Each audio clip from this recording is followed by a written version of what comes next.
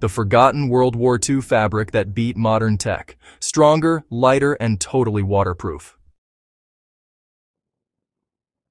You think modern gear is tough? Think again. Long before space-age synthetics and high-tech rain jackets hit the shelves, soldiers in World War II were fighting the elements with something far more brilliant. A natural fabric so advanced it still outperforms many modern materials today. It wasn't nylon, it wasn't plastic, it was cotton, but not the kind you'd find in a t-shirt. This was a piece of wartime genius born out of desperation and survival, a textile so effective that it quietly rewrote the rules of field endurance. In the brutal chaos of World War II, staying dry could be the difference between living another day or, well, succumbing to the cold. Soldiers weren't just battling bullets. They were at war with rain mud and rot. Canvas tents from the First World War were heavy, stiff, and, honestly, just miserable once wet.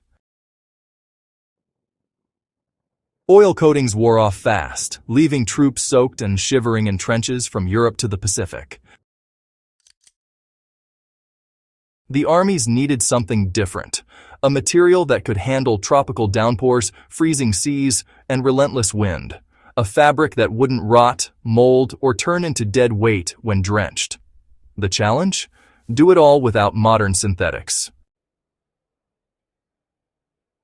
That's when engineers in Britain and the United States created a masterpiece of practicality. They took Egyptian cotton, prized for its long, fine fibers, and gave it a scientific twist that transformed it into one of the most extraordinary materials ever made. It all began in 1941 when researchers developed a fabric for Royal Air Force pilots who often found themselves ditching into icy waters after their planes were shot down. If they couldn't stay dry, hypothermia would set in within minutes. The new fabric, called Ventile, was designed to save their lives.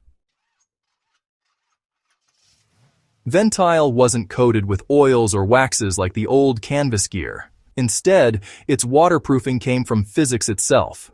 Each strand of cotton fiber was so tightly woven that, when it got wet, the fibers swelled and locked together, creating an almost impenetrable barrier. Dry, it breathed just enough to keep pilots comfortable. Wet, it became their armor against the elements.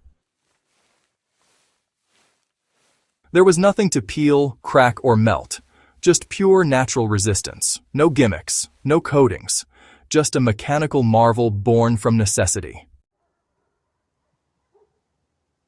The results were nothing short of revolutionary.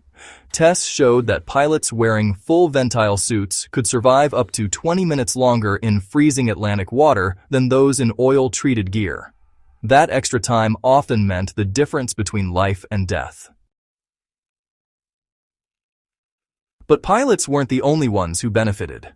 Arctic soldiers used Ventile as an outer shell in sub-zero campaigns, where it shrugged off snow and ice that clung to every other fabric. Desert regiments used lighter versions to block dust storms and wind. Jungle troops stitched Ventile into ponchos that doubled as stretchers and ground cloths. And here's the wild part. When the fabric dried, it stiffened up like cardboard. But once it warmed from body heat, it softened again, moving like ordinary cloth. It adjusted to the soldier's needs, a living fabric that adapted to its environment. Even after the war, Ventile became a legend among those who used it. Early nylon came along, sure, but soldiers and explorers quickly learned that nylon melted under fire and clung to skin when burned. Ventile didn't. It held strong, even in heat and flame. In the Arctic, ice refused to stick to it. In the tropics, it stayed breathable. It could bend, stretch, and flex through every imaginable climate without cracking, splitting, or losing integrity. It didn't need rewaxing or retreatment every few months like canvas tarps did.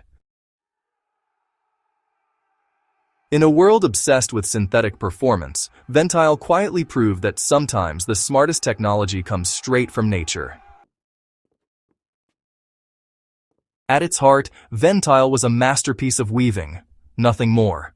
No chemicals, no laminates, just raw, high thread count cotton, between 300 and 400 threads per inch, woven so tightly that even air struggled to pass through. When moisture hit, it sealed itself off instantly. That's why, even today, polar explorers and survival experts still wear Ventile jackets. It's kind of amazing, honestly. It's silent in the wind, durable under stress, and, well, just timeless in function. It doesn't rustle or crinkle like synthetic shells, which makes it perfect for both stealth and comfort. The most remarkable thing about this fabric wasn't just that it was waterproof.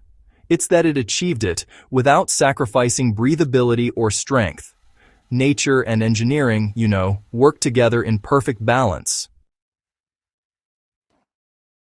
While the original Ventile formula remains closely held, you can actually mimic its performance using traditional materials and methods. No synthetics required.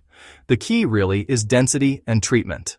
Start with the tightest weave of cotton or linen you can find. Then, soak it in a mixture of boiled linseed oil and beeswax, about 10 parts oil to 1 part wax, and let it dry flat under tension for several days. This process won't replicate Ventile's swelling mechanism perfectly, but it will give you a water-shedding, wind-blocking fabric that's incredibly tough and long-lasting. Alternatively, you can coat untreated canvas with several layers of diluted linseed oil, allowing each coat to cure before applying the next.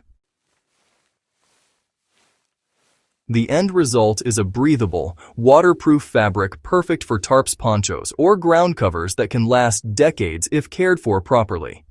It's the same principle those wartime engineers mastered: survival through intelligent simplicity. What makes the story of Ventile so powerful isn't just the fabric itself, it's what it represents.